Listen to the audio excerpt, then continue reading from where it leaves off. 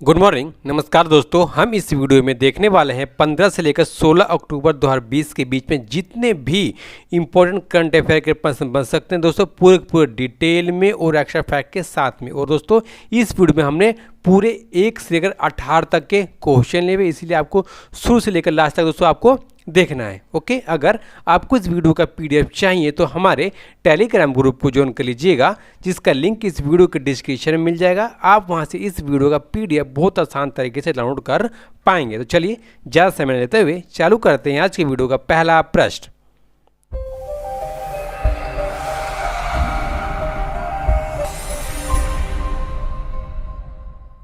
On which of the following days is world student day celebrated, यानी कि विश्व छात्र दिवस निम्न में से किस दिन मनाया जाता है। दोस्तों इसको हर साल ऑप्शन नंबर से यानी कि 15 अक्टूबर को वर्ल्ड स्टूडेंट डे के रूप में हम मनाते हैं। जो हमारे पूर्व राष्ट्रपति जिनको हम मिसाइल मैन के नाम से जानते हैं दोस्तों, जिसका नाम तो क्या था, तो डॉक्टर APJ अब्दुल कलाम, और उनकी 2020 में 89 नंबर की जयंती है दोस्तों। और जयंती के उपलक्ष्य में हम 15 अक्टूबर को इस दिवस को मना रहे हैं। और दोस्तों इस दिवस को हम 2010 से ही मनाते आ रहे हैं दोस्तों। अब देखिए, जो डॉक्टर APJ अब्दुल कलाम से दोस्तों उनका जन्म हुआ था कब, तो 15 अक्टूबर 1931 को धनुषकोटी रामेश्वरम तमिलनाडु में इनका जन्म हुआ था। अब देखिए दोस्तों, ये भारत के 11वें राष्ट्रपति के तौर पर चुने गए थे दोस्तों। कब, तो 2002 में ये 11वें राष्ट्रपति के तौर पर चुने गए थे भारत के दोस्तों। ठीक है, और ये भारतीय अंतरिक्ष अनुसंधान संगठन यानी कि दोस्तों जो इसरो है उसमें, और जो हमारा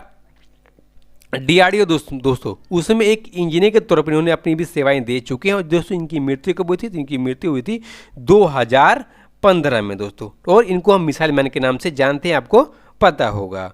ठीक है, अब देखिए दोस्तों इसके अलावा कुछ दिवस और हैं दोस्तों, उनके बारे में हम देख लेते हैं। अब देखिए, जो 14 अक्टूबर जो पिछला गया दोस्तों, उसको हम किस दिवस के रूप में मनाते हैं, तो वर्ल्ड स्टैंडर्ड डे यानी कि विश्व मानक दिवस के रूप में हम मनाते हैं। ठीक है दोस्तों, अब देखिए एक है अंतर्राष्ट्रीय बालिका दिवस, जिसको हम 11 अक्टूबर को मनाने का दोस्तों हम काम करते हैं दोस्तों। ठीक है, और जो अंतर्राष्ट्रीय बालिका दिवस है इसको 2012 से दोस्तों हर साल मनाते आ रहा है पूरा वर्ल्ड। और अब की बार की दोस्तों इसकी थीम है क्या, तो हमारी आवाज़ और हमारा समान भविष्य। अब की बार की इसकी थीम यानी कि दोस्तों हमारा अंतर्राष्ट्रीय बालिका दिवस है, जो हम 11 अक्टूबर को मनाया, उसकी थीम है दोस्तों। ठीक है, और उसके अलावा दोस्तों हम एक दिवस और जिनको हम मनाते हैं कब, तो 12 अक्टूबर को। कौन सा दिवस है दोस्तों, वो दिवस है वर्ल्ड गठिया यानी कि दोस्तों जो वर्ल्ड अर्थराइटिस दिवस है उसको हम मनाने का काम करते हैं। ठीक है, अब हम देखें दोस्तों कौन सा, तो अगला प्रश्न 2 नंबर के लिए। उससे पहले अगर आपको वीडियो अच्छी लग रही दोस्तों तो वीडियो को अभी लाइक कीजिएगा, अगर अच्छी ना लगे तो डिसलाइक कीजिएगा। और इस वीडियो को ज़्यादा से ज़्यादा लोगों तक पहुंचाने के लिए, इस वीडियो के दोस्तों जितने भी कंटेंट हैं लोगों के बीच में पहुंचाने के लिए आप शेयर करना बिल्कुल भी ना भूलिएगा। और दोस्तों आपसे रिक्वेस्ट है कि आप अगर कोई भी पेन लिया हो दोस्तों तो सारे क्वेश्चन लिख लीजिएगा। अगर आपके पास नहीं है तो इस वीडियो का PDF भी हम डाउनलोड कर सकते हैं हमारे टेलीग्राम चैनल से, जिसका लिंक इस वीडियो के डिस्क्रिप्शन में है। ओके, अगला प्रश्न, Which is the first state और UT in India to go digital in public education, यानी कि सार्वजनिक शिक्षा में डिजिटल होने के लिए भारत में पहला राज्य या केंद्रशासित प्रदेश कौन सा बन गया दोस्तों। अब देखिए, जो हमारा पब्लिक एजुकेशन है उसको डिजिटल करने वाला दोस्तों देश का पहला राज्य बन गया। कौन सा, तो उस राज्य का नाम है ऑप्शन नंबर A यानी दोस्तों केरल। अब देखिए इस योजना को चालू करने के लिए जो केरल सरकार दोस्तों वो 2018 से इस विषय में वो काम कर रही थी। और इसके लिए जो केरल सरकार ने 42.36 करोड़ रुपये की दोस्तों अपनी राशि आवंटित की है। और उसके अलावा एक Kerala infrastructure investment fund board है दोस्तों यानी कि KIIF, उसने अलग से 34.75 करोड़ रुपये के दोस्तों योगदान करा हुआ है। ठीक है, अब देखिए दोस्तों जो ये परियोजना है इसके अंदर में दोस्तों किया क्या जाने वाला था। अब देखिए इसके अंदर में दोस्तों जितने भी राज्य के स्कूल हैं उसको डिजिटल दोस्तों किया जाएगा दोस्तों। अब देखिए डिजिटल में क्या, तो वहाँ पे जितने भी दोस्तों ब्लैक बोर्ड होने वाले हैं, पढ़ाई होने वाली सारे डिजिटल होने वाले हैं। ठीक है दोस्तों, वहाँ पे जो लैब भी बनाए जाएंगे, ब्रॉडबैंड की, इंटरनेट की दोस्तों सुविधाएं भी उसमें बहुत अच्छी तरीके से दिए जाने वाले हैं दोस्तों। ठीक है, और सबसे इम्पोर्टेंट जो वहाँ के जो शिक्षक होने वाले वो हैं, जो टीचर हैं, उनको भी ट्रेनिंग दिया जाएगी कैसे वो ऑनलाइन तरीके से वो पढ़ा सकते हैं दोस्तों। ठीक है, अब देखिए जैसे मैंने आपको बताया कि केंद्र सरकार ने पूरे राज्य के जितने भी पब्लिक स्कूल है उसको डिजिटल करने के लिए 2018 से ही दोस्तों ये कदम उठा रहा है। अब देखिए इसके अंतर्गत में केरल राज्य में पूरे पूरे दोस्तों 45,000 से अधिक हाईटेक क्लासरूम बनाए जाएंगे। ठीक दोस्तों, कितने स्कूलों में? तो 752 स्कूलों में, और इसके अंतर्गत में 1,83,440 जितने में शिक्षक होंगे दोस्तों उनको ट्रेनिंग देने का काम किया जाएगा। किसकी तरफ से? तो केरल सरकार की तरफ से दोस्तों। ठीक है, अब देखिए अब हम जानेंगे केरल के बारे में इंपॉर्टेंट फैक्ट। अब देखिए दोस्तों जो केरल है, सबसे पहले हम उसको जानते हैं नेशनल पार्क। अब देखिए आप जानते हैं कि जो नेशनल पार्क भी पेपर में बहुत ज़्यादा पूछा जाता है, तो इसलिए हम जान लेते हैं। तो अब देखिए एक केरल पार्क वहाँ पे दोस्तों केरल में नेशनल पार्क जिसका नाम है क्या? अनुमोदी नेशनल पार्क। दूसरा है एराविकुलम नेशनल पार्क। तीसरा मैथिकेटन शोला नेशनल पार्क, पबादम शोला नेशनल पार्क और पेरियार नेशनल पार्क दोस्तों। और उसके अलावा साइलेंट वैली नेशनल पार्क। अब देखिए मुझे विश्वास है कि आप दोस्तों इसको याद कर रहे होंगे। अब इसके अलावा दोस्तों जो वन्य जीव अभ्यारण्य दोस्तों केरल में कौन कौन से हैं? तो इंडोकी वन्य जीव अभ्यारण्य, पेरियार वन्य जीव अभ्यारण्य, वायनाड वन्य जीव अभ्यारण्य दोस्तों। अब जो वायनाड है वहाँ से जो राहुल गांधी है वहाँ से दोस्तों सांसद है, आपको पता होगा। ठीक है, अब हम देखेंगे केरल के बारे में कुछ और फैक्ट दोस्तों। अब देखिए जो केरल है उसकी राजधानी कहाँ है? तो तिरुवनंतपुरम में। चीफ मिनिस्टर पिनरई विजयन है। गवर्नर हैं आरिफ मोहम्मद खान। और इसकी पार्लियामेंट में सीटें हैं राज्यसभा की 9 और लोकसभा की 20। और राज्य बना था 1 नवंबर 1956 को। और ये केरल हाई कोर्ट के अंडर में आता है, जिसके प्रेजेंट लैंग्वेज चीफ जस्टिस हैं एस मणि कुमार। ओके, अब देखिए दोस्तों इसके राज्य के पक्षी है शानदार हॉर्नबिल, पशु इंडियन एलिफेंट, वृक्ष नारियल, फूल कोनिकोना और मछली हरी क्रोमाइड। ओके, अगला प्रश्न, हाल ही में किस राज्य सरकार ने अपनी नई इलेक्ट्रिक व्हीकल पॉलिसी के तहत बैटरी से चलने वाले वाहनों को रोड टैक्स से छूट दे दी है दोस्तों? अब देखिए जब इसकी घोषणा की गई थी तब भी हमने आपको इसके बारे में बताया था दोस्तों। ठीक है, अब देखिए ये राज्य कौन सा है दोस्तों? ये राज्य और केंद्र शासित प्रदेश कौन सा? तो ऑप्शन नंबर बी यानी कि दिल्ली दोस्तों। ठीक है, अब देखिए जो हमारे राजधानी क्षेत्र यानी कि दिल्ली में दोस्तों जो भी इलेक्ट्रिक कार हो गई, इलेक्ट्रिक 2 पहिया वाहन होगी दोस्तों, जो 3 पहिया वाहन होगी उन पे ये नियम लागू होता है दोस्तों, और उनको रोड टैक्स में छूट दे देगी। और इसके अलावा अगर वो गाड़ी का रजिस्ट्रेशन भी कराते हैं तो उनको दोस्तों रजिस्ट्रेशन में भी छूट दे देगी इसकी तरफ से, तो दिल्ली सरकार की तरफ से दोस्तों। अब देखिए इस कदम से बहुत ज़्यादा दोस्तों फायदा होने वाला। क्या फायदा होने वाला दोस्तों? जो भी दिल्ली में जो वायु प्रदूषण की दोस्तों समस्या रहती है उससे भी निजात मिलने वाली है। ठीक है, अब हम देख लेते हैं अगला प्रश्न 4 नंबर के लिए। Paul R. Milgram and Robert B. Wilson won the 2020 Nobel Prize in which field? यानी कि पॉल और मिलीग्राम और रॉबर्ट वी विल्सन ने किस क्षेत्र में 2020 का नोबेल पुरस्कार जीता है दोस्तों? अब इस क्षेत्र है कौन सा? तो ऑप्शन नंबर डी यानी कि अर्थशास्त्र यानी कि इकोनॉमिक्स के क्षेत्र में पॉल आर मिलीग्राम और रॉबर्ट वी विल्सन ने 2020 का नोबेल पुरस्कार जीता, जिसकी घोषणा की गई 12 अक्टूबर 2020 को।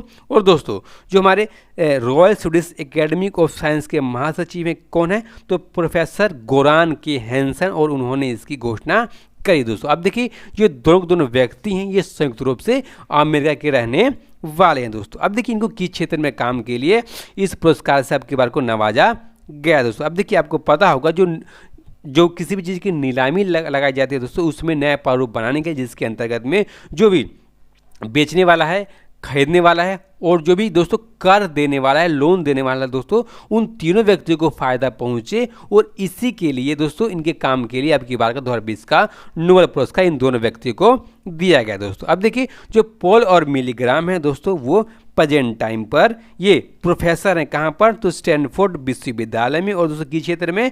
तो मानविकी और विज्ञान के क्षेत्र में। ठीक है, अब देखिए जो रॉबर्ट वी विल्सन दोस्तों ये भी स्टैनफोर्ड विश्वविद्यालय में दोस्तों ये भी प्रोफेसर के तौर पर काम करें दोस्तों किस क्षेत्र में?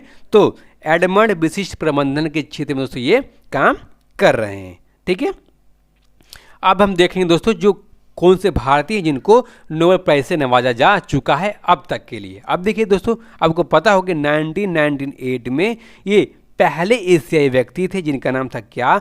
तो अमर्त्य सेन, और उनको दोस्तों नोबेल प्राइज से नवाजा गया। और पिछले साल 2019 में भारत में पैदा हुए जिनका नाम था क्या? अभिजीत बनर्जी, और उनको दोस्तों 2019 के लिए अर्थशास्त्र के क्षेत्र में नोबेल प्राइज से नवाजा गया था। ठीक है दोस्तों, आपको पता होगा। ठीक है, अब हम देखेंगे अगला प्रश्न 6 नंबर के लिए।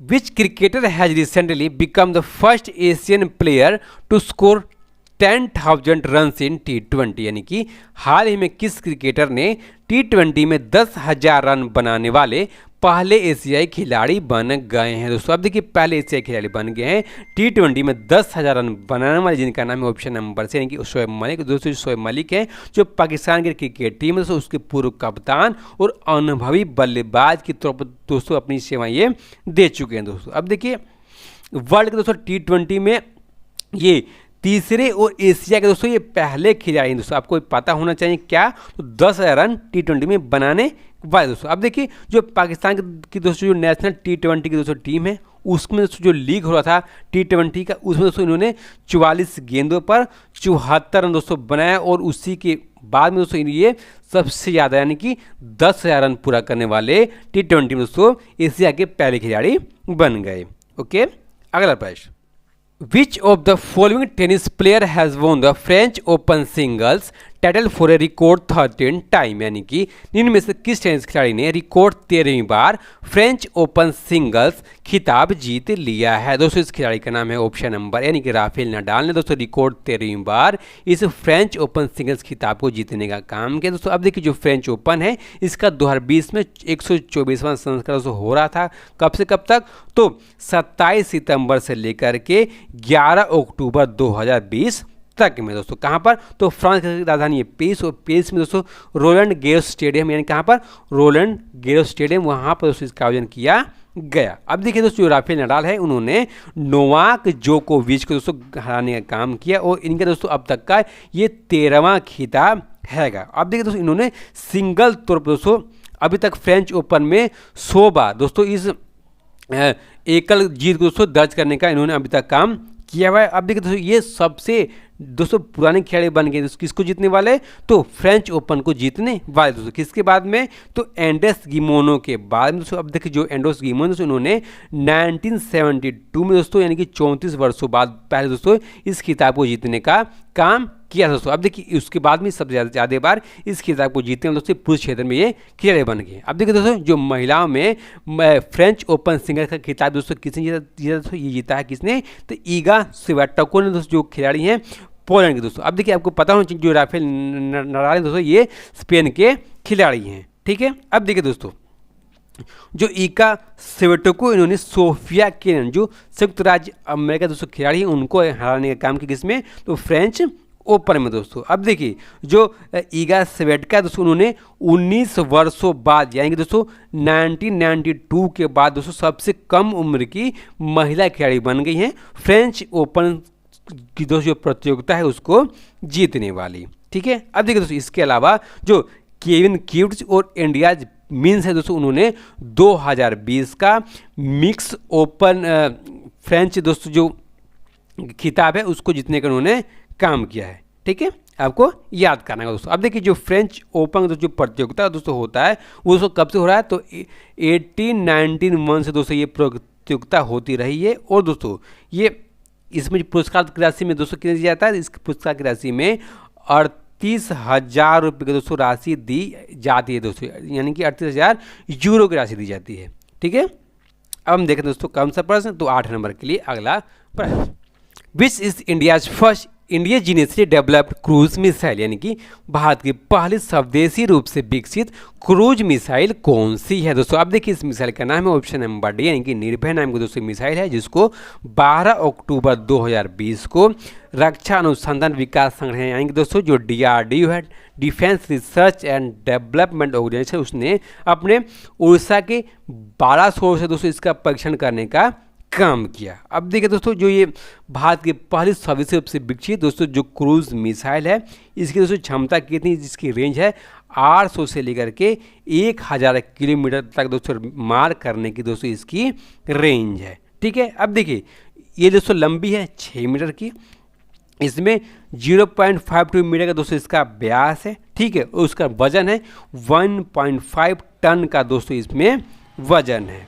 ठीक है दोस्तों, अब देखिए इसमें जो ईंधन लगता है दोस्तों पहले चरण पर ईंधन लगता है ठोस और दूसरे चरण पर दोस्तों इसमें ईंधन लगता है लिक्विड तौर पर दोस्तों इसमें ईंधन लगता है। और जो लिक्विड का दोस्तों जो ईंधन है वो बहुत दूर तक आपको पता होगा कि दोस्तों वो जा सकता है।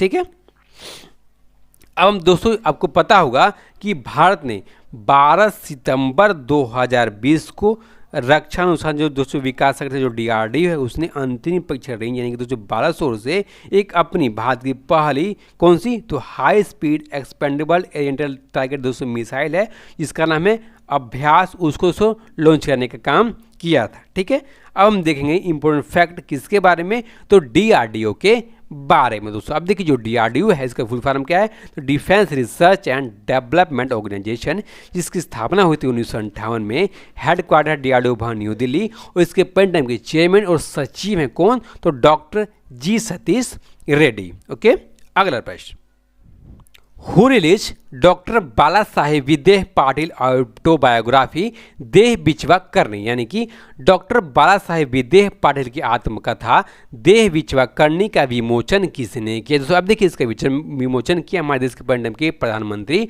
ऑप्शन नंबर बी यानी कि नरेंद्र दामोदर दास मोदी ने। दोस्तों अब देखिए जो डॉक्टर बाला साहेब दोस्तों विखे पाटिल हैं वो कई बार लोकसभा के सदस्य के तौर पर दोस्तों अपनी सेवाएं भी दे चुके हैं। दोस्तों अब देखिए इसमें उनकी जो भी दोस्तों आत्मकथा है दोस्तों कैसे वो छोटे से बड़े हुए दोस्तों, क्या क्या उनकी उपलब्धियां रहीं, क्या क्या उन्होंने काम किया दोस्तों, उसके विषय में बहुत अच्छी तरह लिखा गया था। और दोस्तों इसमें एक विषय में और लिखा गया है दोस्तों, जो हमारे एजुकेशन सोसाइटी है दोस्तों उसकी स्थापना 1964 में दोस्तों अहमदाबाद जिले में की गई थी। किसके तरफ से दोस्तों तो डॉक्टर बाला साहेब विदेह पाटिल की तरफ दोस्तों की गई थी और उन्हीं के विषय में दोस्तों इस किताब में बहुत अच्छी तरीके से लिखा गया है दोस्तों। और उसके अलावा जो हमारी सोसाइटी दोस्तों वर्तमान में जो हमारे छात्र हैं वो सामाजिक, आर्थिक, सांस्कृतिक, शारीरिक और मनोवैज्ञानिक विज्ञान के तरीके से दोस्तों कैसे उनका विकास हो रहा है उस विषय में भी इस किताब में बहुत डिटेल तरीके से लिखा गया है। ठीक है, अब हम देखेंगे अगला प्रश्न 10 नंबर के लिए। वित्त मंत्री निर्मला सीतारमण ने देश में मांग को बढ़ावा देने हेतु कितने हजार करोड़ रुपए की योजनाओं की घोषणा की दोस्तों घोषणा की। ऑप्शन नंबर बी 73,000 करोड़ रुपए घोषणा की हमारे देश की बनने की वित्त मंत्री निर्मला सीतारमण ने देश में मांग को बढ़ावा देने हेतु। दोस्तों अब ये दोस्तों हम जान रहे हैं कि कोविड-19 की दोस्तों महामारी के बीच में देश में जब लॉकडाउन लगा तो दोस्तों हमारी इंडस्ट्रियाँ बंद होगी, लोगों की नौकरियाँ चलेगी दोस्तों, और उसके बाद में लोगों के पास में दोस्तों वित्तीय संकट आ गया और उससे जो भी उनके पास दोस्तों पैसे थे वो कम हो गए, उसके कारण वो दोस्तों सामान नहीं खरीद पा रहे हैं दोस्तों। ठीक है, और इसीलिए देश में मांग को दोस्तों बढ़ाने के लिए इस योजना की दोस्तों घोषणा की गई। दोस्तों अब देखिए इसके अंतर्गत में जो भी सरकारी कर्मचारी दोस्तों उनको पहले छुट्टी के दोस्तों और कहीं घूमने जाने के दोस्तों एक साल में उनको पैसे दिए जाते थे, लेकिन दोस्तों अब की बार उनको घूमने के लिए पैसे नहीं, उनकी कोई आवश्यकता की चीज़ खरीदने के दोस्तों पैसे दिए जाएंगे। और इसमें एक कहा गया है कि जो कोई भी दोस्तों सामान खरीदे उस पर GST का बिल उनको जमा करना होगा दोस्तों। अगर वो GST के बिल जमा नहीं कर दोस्तों तो वो इस योजनाओं का लाभ नहीं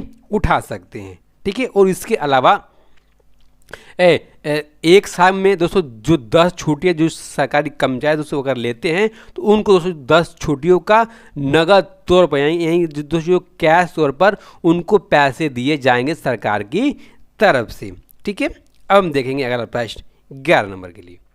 रक्षा मंत्री राजनाथ सिंह ने बॉर्डर रोड ऑर्गेनाइजेशन द्वारा तैयार निम्न में से कितने पुलों का एक साथ उद्घाटन किया है दोस्तों। अब देखिए उद्घाटन किया ऑप्शन नंबर यानी कि 44 पुलों का किसने तो हमारे पैन टाइम रक्षा मंत्री राजनाथ सिंह ने, और किसके द्वारा बनाए गए तो बॉर्डर रोड ऑर्गेनाइजेशन के द्वारा दोस्तों बनाए गए। ठीक है दोस्तों, अब देखिए इससे फायदा पहुंचने वाला है जो भी हमारे सशस्त्र बल हैं, जो भी हमारे सैनिक दोस्तों वो अगर हमारे सीमा से जुड़े हुए दोस्तों जो भी यानी बॉर्डर से जुड़े जगह पर वो हथियार लेके जाना चाहते हो, ठीक है, खुद आना जाना चाहते हो दोस्तों, तो उनको बहुत ज़्यादा लाभ मिलने वाला है दोस्तों। और इसके अलावा एक रिकॉर्ड और बन गया कि इतनी बड़ी मात्रा में पुलों का उद्घाटन एक साथ दोस्तों पहले कभी नहीं हुआ था। ठीक है दोस्तों, अब देखिए जो पुल हैं जो 44 पुल हैं ये 30 मीटर से लेकर के 484 मीटर दोस्तों लंबे ये पुल हैंगे। ठीक है दोस्तों, अलग अलग लंबाई के पुल हैं 30 मीटर से लेकर 484 मीटर तक दोस्तों। अब देखिए जो 44 पुल हैं दोस्तों इसमें से 10 पुल जम्मू कश्मीर में, 8 लद्दाख में, 2 हिमाचल प्रदेश में, 4 पंजाब, 8 उत्तराखंड और 8 दोस्तों अरुणाचल प्रदेश और 4 सिक्किम में दोस्तों ये पुल है। यानी कि टोटल पुल कितने होंगे तो 44 पुल हैं जिनका उद्घाटन किसने किया तो हमारे देश के नाम के रक्षा मंत्री राजनाथ सिंह ने। और दोस्तों इसमें जो हमारे भारत के पहले चीफ ऑफ डिफेंस स्टाफ जिनका नाम है जनरल विनोद रावत और दोस्तों हमारे आर्मी के जनरल जिनका नाम है MS नरावने दोस्तों, यानी कि जनरल मनोज मुकुंद नरावने, वो दोनों दोस्तों वीडियो कॉन्फ्रेंसिंग के माध्यम से दोस्तों यहाँ पर उपलब्ध थे और इन्होंने भी इसको लॉन्च करने का काम किया है। ठीक है दोस्तों, अब हम देखेंगे किसके बारे में, तो अब हम देखेंगे अगला प्रश्न 12 नंबर के बारे में।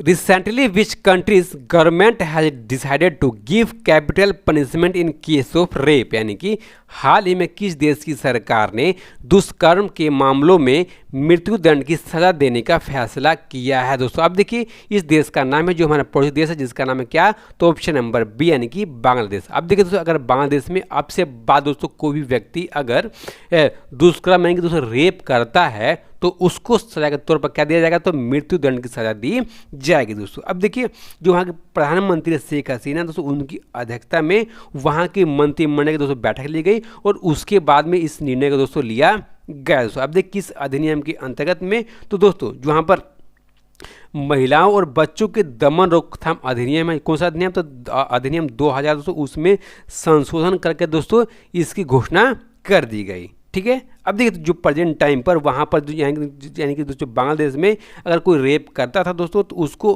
अधिकतम तौर पर क्या, तो उम्र कैद की सज़ा दी जाती थी, लेकिन दोस्तों अब क्या कर दिया गया, तो मृत्युदंड की सज़ा कर दी गई है। ठीक है, अगला प्रश्न, which state government recently launch mobile van service for water testing? यानी कि किस राज्य सरकार ने हाल ही में जल परीक्षण के लिए मोबाइल वैन सेवा शुरू किया है? अब देखिए जो मोबाइल वैन सेवा ये शुरू किया गया ऑप्शन नंबर सी यानी कि हरियाणा सरकार की तरफ से। ठीक है दोस्तों, अब देखिए हरियाणा सरकार ने इसको शुरू किया, तो इसका लक्ष्य दोस्तों क्या है, इसका लक्ष्य ये है कि हरियाणा के दोस्तों किस जगह पर कैसी पानी की दोस्तों सुविधा है, कैसे पानी की गुणवत्ता है, उसको पहचाना। और उसके अलावा दोस्तों जो केंद्र सरकार की योजना है क्या, तो जल जीवन मिशन दोस्तों, और उसके अंतर्गत में दोस्तों 2024 तक पूरे हरियाणा को जल से दोस्तों जोड़ देना है, यानी कि जल के थ्रू उनको पानी देना दोस्तों, इसका लक्ष्य रखा गया। उसके अंतर्गत में इस मोबाइल वैन सेवा को लॉन्च किया गया दोस्तों। अब देखिए इसमें पहचाना जाएगा कि राज्य में दोस्तों जो पानी के अंदर फ्लोराइड, नाइट्रेट, लोह और क्षार की कितनी मात्रा है दोस्तों, उसको दूर करने के लिए वहाँ पर कदम भी उठाए जाएंगे दोस्तों। अब देखिए आपको पता होना चाहिए कि जो दोस्तों पानी की जो गुणवत्ता मापते हैं दोस्तों, किसमें मापते हैं, तो मांगते हैं TDS में दोस्तों। अब देखिए जो TDS का मतलब क्या है दोस्तों, TDS का मतलब है कि पानी में दोस्तों जो घुलनशील पदार्थ है, जो ठोस पदार्थ है, वो क्या क्या है दोस्तों। ठीक है, इसका ये मेन मतलब होता है। और इसका दोस्तों मापते किसमें, इसकी यूनिट क्या है दोस्तों, शुद्धता मापने की पानी की, तो TDS। ओके, अगला प्रश्न, which among the following countries were not the part of 5 eyes? यानी कि निम्नलिखित में से कौन सा देश 5 आइज का हिस्सा नहीं है दोस्तों। इस देश का नाम है क्या, तो ऑप्शन नंबर सी दोस्तों अपना प्यारा देश भारत प्रेजेंट टाइम पर 5 आइज का हिस्सा नहीं है दोस्तों। अब देखिए जो 5 आइज में दोस्तों कौन कौन सा देश है दोस्तों, इस देश का नाम है क्या, तो संयुक्त राज्य अमेरिका है दोस्तों, यूनाइटेड किंगडम, कनाडा, ऑस्ट्रेलिया और न्यूजीलैंड दोस्तों अब प्रेजेंट टाइम पर 5 आइज का हिस्सा है दोस्तों। अब देखिए जो 5 आइज का हिस्सा है दोस्तों, जितने भी इन देशों के दोस्तों जो टेक से जुड़ी हुई कंपनी है दोस्तों, वो जो हमारा एंड टू एंड दोस्तों जो इनक्रिप्शन होता है उस क्षेत्र में दोस्तों वो नई सुविधा ला सकती है और इन पे दोस्तों निगरानी करने का ये काम करने वाले हैं। ठीक है दोस्तों, अब देखिए किस किस देश में इसका उल्लंघन हो रहा है दोस्तों एंड टू एंड इनक्रिप्शन का दोस्तों, इस पर भी निगरानी करने वाले हैं दोस्तों। अब देखिए आपको पता होगा कि भारत और जापान दोस्तों ये बहुत अच्छे यहाँ पर टैक्स से जुड़ी हुई कंपनी हैं, लेकिन इसके अलावा भी इस 5 आइज में दोस्तों भारत की कंपनियों को हिस्सा नहीं दिया गया है। ठीक है दोस्तों, अब देखिए आपको पता होगा कि 2018 में दोस्तों काफ़ी ज़्यादा बच्चों से जुड़े जो हिंसा है दोस्तों वो बढ़ गई, कैसे, तो ऑनलाइन तरीके से दोस्तों। ठीक है दोस्तों, ऑनलाइन तरीके से दोस्तों बात किया जाता था एंड टू एंड इनक्रिप्शन के माध्यम से। ठीक है दोस्तों, और उस पर निगरानी करने के लिए इस 5 आइज को दोस्तों लॉन्च किया गया है। ठीक है, अब देखिए जो एंड टू एंड इनक्रिप्शन होता है तो इसका मतलब क्या है दोस्तों, इसका मतलब होता है कि अगर एक व्यक्ति चाहे दूसरे व्यक्ति से दोस्तों बात करने, उसने क्या बात करी वो तीसरे व्यक्ति को पता ना लग सके दोस्तों। ठीक है, उसको बोलते हैं एंड टू एंड इनक्रिप्शन। और दोस्तों आपको पता होगा कि आमतौर पर जितने दोस्तों आप एप्लीकेशन आ रहे हैं, आप व्हाट्सएप यूज करते होंगे और व्हाट्सएप में दोस्तों एंड टू एंड इनक्रिप्शन भी दी गई है। ठीक है, अब हम देख सकते हैं अगला प्रश्न किस नंबर के लिए, तो 15 नंबर के लिए। Who has recently been release by the Jammu and Kashmir administration from detention after 14th month, यानी कि जम्मू और कश्मीर प्रशासन ने हाल ही में किसे 14 महीने बाद नज़रबंदी से रिहा कर दिया है। दोस्तों अब देखिए इनका नाम है क्या, तो इनका नाम है ऑप्शन नंबर यानी कि महबूबा मुफ्ती। जो महबूबा मुफ्ती दोस्तों ये प्रेजेंट टाइम पर पीपुल्स डेमोक्रेटिक पार्टी यानी कि दोस्तों पीडीपी है उसकी अध्यक्ष, और पूर्व में जब दोस्तों जम्मू एंड कश्मीर राज्य हुआ करता था दोस्तों तब ये वहाँ के मुख्यमंत्री के तौर पर दोस्तों ये अपनी सेवाएं भी दे चुके हैं दोस्तों। अब देखिए इनको दोस्तों रिहा कब किया गया, तो इनको रिहा किया गया 13 अक्टूबर 2020 को दोस्तों। और आपको पता होगा और जम्मू और कश्मीर में दोस्तों जो अनुच्छेद 370 है दोस्तों जब हटाया गया था कब, तो 5 अगस्त 2019 को दोस्तों, और उसी के बाद से इनको दोस्तों क्या कर दिया गया था, तो नज़रबंद कर दिया गया था। लेकिन दोस्तों अब यानी कि कब दोस्तों 13 अक्टूबर 2020 को भाषा का तब से इनको रिहा कर दिया गया दोस्तों। ठीक है, आपको याद करना होगा ये पूर्व में मुख्यमंत्री रह चुके हैं किसकी, तो जम्मू एंड कश्मीर की, और इनकी पार्टी है क्या, तो पीपुल्स डेमोक्रेटिक पार्टी दोस्तों। अब देखिए एक प्रश्न ये भी बनता है कि इनको किस एक्ट के तहत नज़रबंद किया गया था दोस्तों। अब देखिए इस एक्ट का नाम है क्या, तो पब्लिक सेफ्टी एक्ट के अंतर्गत दोस्तों इनको नज़रबंद किया गया था। और इसकी दोस्तों जो समय अवधि हुआ करती थी उसको दोस्तों लगातार बढ़ाया गया, और इसको कब तक कर दिया गया, तो 14 महीने से लंबा कर दिया गया है। ठीक है, अब हम देख लेते हैं अगला प्रश्न। Which country was re elected as the president of the international solar alliance, यानी कि अंतर्राष्ट्रीय सौर गठबंधन के अध्यक्ष के रूप में फिर से किस देश को चुना गया है दोस्तों। अब देखिए फिर से जहाँ पे दोस्तों आ गया तो आपको पता होना चाहिए दोस्तों, पिछले बार भी आएंगे दोस्तों ऑप्शन नंबर सी है दोस्तों भारत, ये जो अंतर्राष्ट्रीय सौर गठबंधन है उसके अध्यक्ष के तौर पर दोस्तों था। और प्रेजेंट टाइम दोस्तों जो फ्रांस है दोस्तों, फ्रांस उसको सह अध्यक्ष के तौर पर दोस्तों उसकी नियुक्ति कर दी गई है दोस्तों। उसके अलावा 4 क्षेत्रों का दोस्तों प्रतिनिधित्व करने के लिए 4 क्षेत्रों में नए उपाध्यक्षों की भी दोस्तों नियुक्ति कर दी गई है दोस्तों। और आपको पता हो उसकी प्रेजेंट टाइम पर इस अंतर्राष्ट्रीय सौर गठबंधन में 34 सदस्य इसमें दोस्तों प्रेजेंट टाइम पर काम कर रहे हैं दोस्तों। अब देखिए जो अंतर्राष्ट्रीय सौर गठबंधन है दोस्तों इसकी स्थापना कब की थी, इसकी स्थापना की गई थी 30 नवंबर 2015 को, और इसका मुख्यालय दोस्तों भारत में ही कहाँ, तो गुरुग्राम यानी कि दोस्तों उत्तर प्रदेश में इसका, माफ कीजिए दोस्तों गुरुग्राम यानी कि हरियाणा में इसका मुख्यालय है। ओके, अगला प्रश्न। हाल ही में किस राज्य सरकार ने सरकारी नौकरियों में 33% महिला आरक्षण को मंजूरी दे दी है दोस्तों। अब देखिए इस राज्य का क्या नाम है, तो इस राज्य का नाम है ऑप्शन नंबर यानी कि पंजाब में दोस्तों अपनी सरकारी नौकरियों में 33% आरक्षण की दोस्तों मंजूरी दे दी हैगी। ठीक है दोस्तों, अगर किसी भी दोस्तों नौकरी की सीधी अगर भर्ती होती है पंजाब में दोस्तों, तो उसमें जो उसकी सिविल सेवा होगी और दोस्तों उसमें 33% का आरक्षण मिल जाएगा किसको, तो महिलाओं को दोस्तों सीधे तौर पर मिल जाने वाला है। दोस्तों इसकी घोषणा किसने की, तो पंजाब के मुख्यमंत्री अमरिंदर सिंह दोस्तों उन्होंने इसकी घोषणा करी। ठीक है, अब हम देखेंगे अगला प्रश्न 18 नंबर के लिए।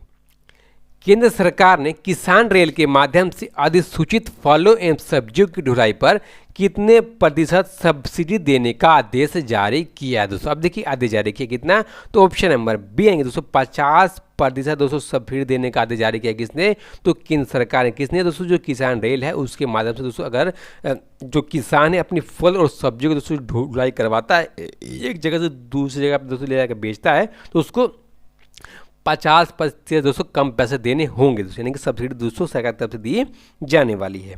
ठीक है, और दोस्तों इसके माध्यम से आपको पता होगा कि जो हमारी किसान रेल है दोस्तों इसके माध्यम से जो भी किसान दोस्तों अपनी फलों सब्जियों दूध हो गए या जो भी जल्दी सामान दोस्तों खराब हो जाते हैं उनको एक जगह से दूसरी जगह पर दोस्तों लेकर जाया जा सकता है और बेचा जा सकता है जहाँ भी उसकी मांग हो। ठीक है, अब हम देखेंगे जो हमने पिछले वीडियो में दोस्तों प्रश्न पूछा था जिसका जवाब दोस्तों आपने दिया दोस्तों। अब देखिए प्रश्न क्या था, किस राज्य सरकार ने सावरकर के नाम पर फ्लाईओवर खोला है दोस्तों। अब देखिए इस राज्य का नाम ऑप्शन नंबर सी कर्नाटक, और इस प्रश्न का एकदम सही जवाब दिया किसने, तो विजय कुमार, कुणाल कुमार सिंह, बुल्टी घोष, शक्ति कुशवाहा, तपस्मित्रा, सर्वेश काजी, छोटू आर्यन, अमन कुमार, श्रीमान तबाक और निखिल मधेसिया। ठीक है, अब हम देखेंगे आज का प्रश्न, और आज के प्रश्न के बारे में दोस्तों बहुत ही इंपॉर्टेंट प्रश्न है, आपको पता होना चाहिए क्योंकि ये दोस्तों पूछा ही जाने वाला है, और इसलिए आपको जितना भी मालूम हो दोस्तों और एक प्रश्न दोस्तों और बताता हूँ आपको कि जितने भी दोस्तों रेलवे स्टेशनों के नाम चेंज किए गए हैं दोस्तों कुछ हाल ही में, उसका भी दोस्तों आप नाम लिख दीजिएगा, ठीक है। और दोस्तों इसी तरह आप मन लगाकर पढ़ाते रहे। और सबसे इंपॉर्टेंट दोस्तों, इस वीडियो को ज़्यादा से ज़्यादा लोगों तक पहुँचाए दोस्तों, यानी कि इस वीडियो को शेयर करने का आप काम करें, ठीक है। और अपना घर रखिए, इसी तरह मन लगाकर पढ़ते रहिए। नमस्कार, धन्यवाद।